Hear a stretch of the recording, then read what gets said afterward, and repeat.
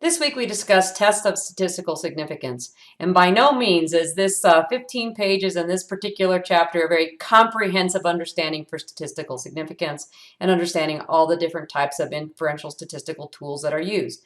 But the authors do a really good job in gathering the most important types of analyses that you see, the most, not maybe more important, but the most common ones that you see in educational research and quantitative research, and explaining those in a way that I think is pretty simple to follow. The math is not complicated, but the terminology may be new. Those of you who have had a statistics class, this will be a great review. And in fact, you might say, I'm not watching these 12 videos. I totally understand what it is from the reading. I reviewed it with the quiz and I'm good to go. But in case you want a little bit more in-depth understanding or just review and check your thinking, I have put together a list of 12 videos here that cover the various concepts and the various tests discussed in this chapter. And if you watch all of these, it's still under an hour. So it really doesn't take that long, and you can then have a better understanding and quite honestly kind of practice your thinking until you understand the terminology. So let's take a look at the objectives then. You should be able to explain statistical significance and its limitations in research. You know, sometimes I hear the term, it's statistically significant. I think after this chapter, you're going to say, so what? Is it practically significant? And if you do ask that question, and then you ask even more questions like, I think maybe they found statistical significance because, and you see some sort of flaw or error in the way that they gathered their data, or maybe an instrumentation, that's even better. The second objective here is to identify the correct use of inferential statistical tools, and quite honestly, they give you some examples in the reading, but then I give you some practice on the quiz where I give you some situations and you match based on what you're reading with the correct tool. And that again is going back to the text to go, yes, it meets those assumptions. And that's what you're really looking at. What assumptions does this scenario meet? Third, discuss why statistical power matters to the application of research findings. Now, statistical power is one of those terms that is talked about in basic statistics courses and, even your 10-10, 20-10, and 30-10 courses, but all the way up to advanced statistical courses, because power is a really important concept when you actually look at the statistic. Was there enough power for me to say that it's worthy or that it matters? And so we'll talk a little bit more about that here in this overview, but also you'll read about it. And I believe there's a short video to also add to that. So the text, it's chapter 7. I've also asked you then to read this Google Scholar article. Well, it's not a Google Scholar article, but you can find it there. But this is an article titled Antecedents and Consequences of Career Decisional States in Adolescence. But I want to take a look at some of the main ideas and the key terms and give you a few more examples and some emphasis things that you should be thinking about as you go through the chapter. So text chapter 7 here, and in fact, let's see if I can get this a little bit bigger. Okay. So problems of practice, I think you can already see that we use statistics widely in education. Quantitative statistics are used all the time, and they're used to make a lot of really important decisions. Qualitative statistics are, we shouldn't use those two terms together. Qualitative data or information, narratives, help inform the kinds of things that we do quantitatively and answer lots of questions about why. And I've talked about quantitative and qualitative almost every week, so I hope you're really getting a good idea. I don't think you'll have a real solid understanding of qualitative until we get past chapter 12-ish, 13. We start really looking at the qualitative research designs, because for the most part, you are being bombarded with messaging about quantitative statistics, quantitative types of research that's being done. So I don't really need to talk so much about those parts of practice because they're everywhere. But you might say, well, she highlighted every single thing. I did, because this chapter is again 15 pages of all the most common statistical tools that you're going to encounter when you're reading research. So I'm just going to talk a little bit about each one of these, and then you'll do some closer reading in the text, maybe watch the videos, and then practice a little bit on the quiz to see if you really understand these concepts. And of course, engage in the discussion to tell me whether you feel the types of methods they used were appropriate or not appropriate, etc. So the first item here is tests for statistical significance are used to make inferences about a population's scores on a measure when all that's available are the scores of a sample that is drawn randomly, if possible, from that population. Quite honestly, we don't need inferential statistics if we have all of the data on an entire population. Now that's a really cool thought. If we have all of the data from the entire population, there's no inferences to be made. We have the actual data for every single thing we're trying to measure. It's only when we only can get a sample of a particular population that we have to make these inferences and decide if our inference that we are gathering is statistically significant and really says something about that population. Number 2 here, confidence intervals. They give you some great examples in the text here about confidence intervals, and you've heard about them more often than not in political situations where they say at the bottom, our poll shows, and this is based plus or minus, 1 or 2 or whatever it might be. And so they give you some nice descriptions about confidence intervals and connect that to some prior learning, probably as you've watched the election results come back in.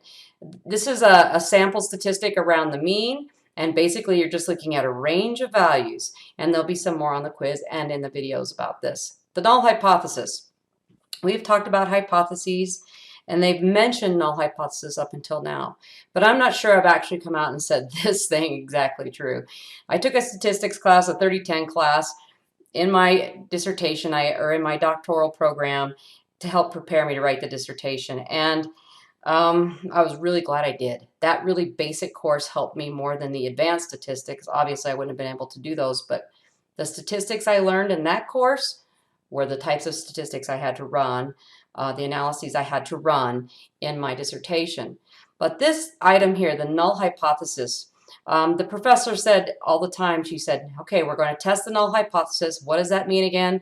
And she would say, the null hypothesis is basically nothing's going on here. There's no change. There's nothing happening. And what she was meaning about that is oftentimes when we're looking at testing something, we're trying to see, is there a difference? And so the null hypothesis would be, there is no difference. There is nothing going on here. There is no change. And it could be around a program. It could be some sort of training. It could be some sort of reading practice.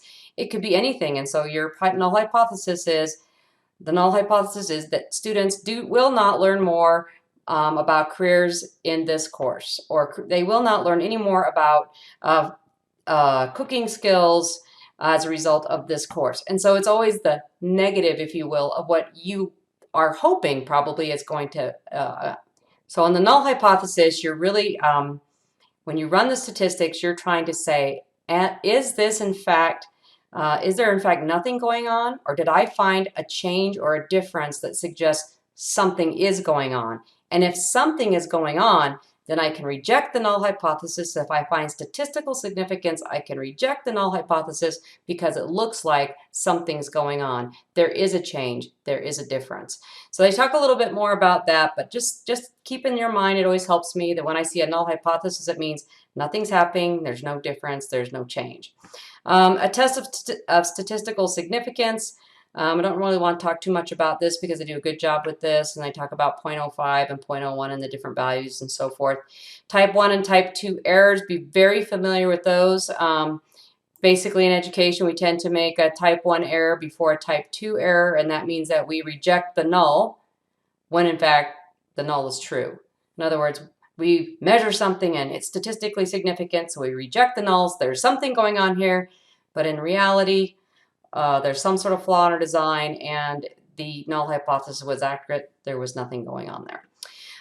Statistical power, I'm going to come back to that in just a minute. And many tests for statistical significance. They cover all of these tests in this chapter. And again, that's what the videos are all about. This item here, 8, parametric tests of statistical significance make assumptions about the sample's score distribution and the scale properties of the measures, whereas non-parametric tests do not make these assumptions. And so make sure you understand the difference between a parametric test for significance. It makes assumptions about that sample's distribution, that it's normal. And the scale properties of the measures are interval types of measures, whereas non-parametric things that are like the nominal types of scales that we would use do not make those types of assumptions. So that's something that I'll ask you about on the quiz. 9, tests of statistical significance. Oh, I love this one. 9 and 10 are real important. Tests of statistical significance continue to be widely used in educational research, but they are problematic, and they're going to point that out in this chapter. These tests assume that the samples are randomly drawn from a defined population. That word is keyword there is randomly, but that is seldom true of actual educational research studies. And in fact, so many times I see students write a paper and they'll quote some statistical finding and they will say something like, "This proves that."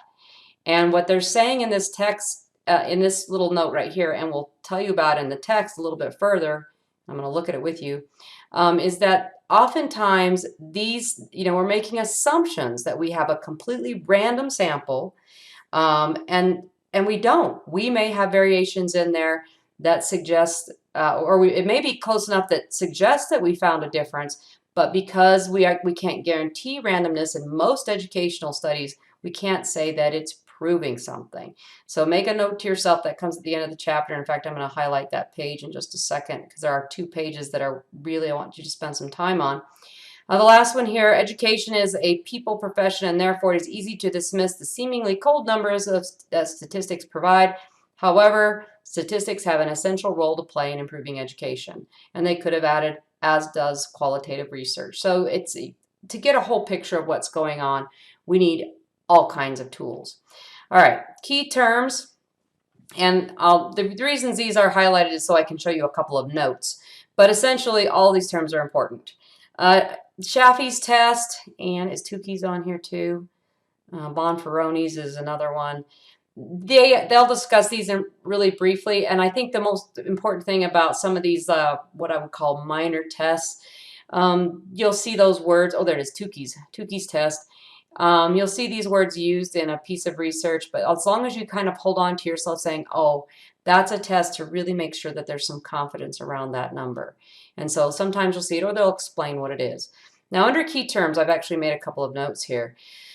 You may see in research some symbols that are used. If it's been a while since you've taken a statistics course, you maybe aren't familiar with the symbols. So if you run across a symbol that you don't know what it means and they haven't explained it, then I would recommend that you look it up. And for example, I've got a couple right here, I think. I simply Googled statistical symbols, and you'll get tables like this, and it'll help you to look at what is the symbol. This one, mu, mean of a population value. Sometimes in some texts I've seen X with a bar over it, X bar, to signify a mean, but I've also seen some texts use an M for a mean. So that's one that you might see. Sometimes you see little n and big N, and that was previously discussed somewhere else. And also in these videos, they're gonna show you some of these other symbols. But if you don't know what they are and you run across them, Google it and you'll be able to find out what those symbols mean. So that's an important part of the terminology I think that they left out is that, and they use a few of them in here, but they don't use them nearly as much as you will see them in research. So that's why I bring it to your attention. This other note that I have here, some of the kinds of things, oops, that's the power note. Here we are. So under ANCOVA, or analysis of covariance, and in the reading you have this week, they do something called a Bonferroni correction. It's not talked about in this chapter, and in fact, I'm not even sure it's talked about in your text. Again, it's another method that they do to apply some conservative statistics to the inferential statistic that you're getting. In this case, the Bonferroni correction is a method used to counteract problems of multiple comparisons. When you're making lots of different factors, you have factors and you have lots of different variables, sometimes folks will run a Bonferroni correction, and that actually is what happens in the research study that you're reading this week. I did Google it just before I made this overview, and I noticed that there's a lot of conjecture out there about whether, among statisticians, about whether it's necessary or unnecessary. A lot of them said, folks have to use Bonferroni's correction when they have written really poor research questions.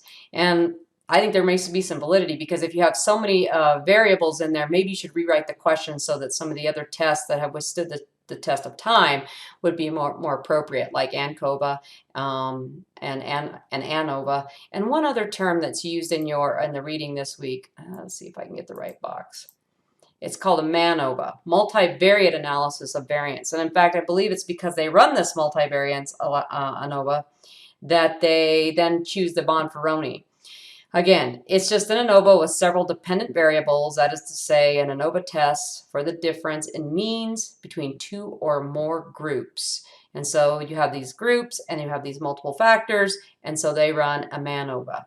And then to make sure that their numbers that they come in their mind are conservative enough and not overestimating other values, they run the Bonferroni.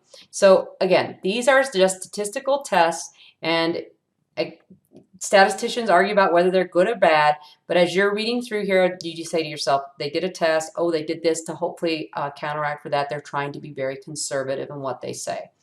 I think that's all of my little buttons here. Maybe I did the MANOVA. Oh, up here. Statistical power. Statistical power I want to talk about a little bit more. Right here. Factors affecting statistical power. I think somebody asked in a discussion previously about, wonder if their sample size isn't big enough. Is that a problem if it's just a small sample? Absolutely. And in fact, this chapter talks a little bit more about that. Factors that affect the power of your statistics, of what you're looking at and can infer from your statistics, are determined by the sample size, the level of significance that you found, meaning probably, less than 0.05, and then the directionality of the hypothesis and the effect size. So the directionality is like if you make a hypothesis that's just going one way, that might make you have a little less power because you're not accounting for, you're only saying, we're going to only measure student scores that increase by this because they had this particular intervention. Well, it's just as likely that that intervention could actually make their scores decrease. And so you have a potential in that situation of being directional, and that's why most of the time we try and look at, to be more conservative, we're looking at non-directional hypotheses, meaning we are not making any assumptions about that particular intervention at all. But sometimes it's appropriate, and it will affect your power. And lastly, effect size, which I don't want to spend too much time on because that's all of next week's chapter, and we've already discussed it, I think when we did chapter 3 on effect size. A couple other things here in the text, so that's, I think, all on that part, but I wanted to flip ahead here to page 180. This is really important, and when you're answering the questions in the discussion, kind of harken back to this section of this chapter. Page 180, it says cautions in interpreting tests of statistical significance, and I've highlighted a few things here. The word significant might suggest that the research is important. In fact, as we explained above, statistical significance means only that the null hypothesis or the directional hypothesis can be rejected. Even then, a statistically significant result is subject to a type 1 and a type 2 error, meaning we rejected it when we really shouldn't have, and maybe it was because we didn't have enough power, we didn't have the right, we didn't have a good enough sample size, we had some other limitation, the instrumentation was bad, we had some other kind of threat to internal validity or external validity, resulting in just data that wasn't good or solid. And so it doesn't suggest, even if we've got a totally significant statistic, it doesn't really mean that that means that the research is completely valid. It is still subject to type 1 and type 2 errors. So they're saying be cautious about that. Read not just the statistic, but what it stands up behind and what else has gone on in the study. Down here, because random sampling is essential to the mathematical logic of these tests and statistics, and that's why a lot of folks who work in physical science say, what are you social scientists doing? You're applying something mathematical with logic to people who have a lot of variability. In fact, I had one professor who worked with family, FCHD, family communities and human development, and his whole area of research was measuring relationships.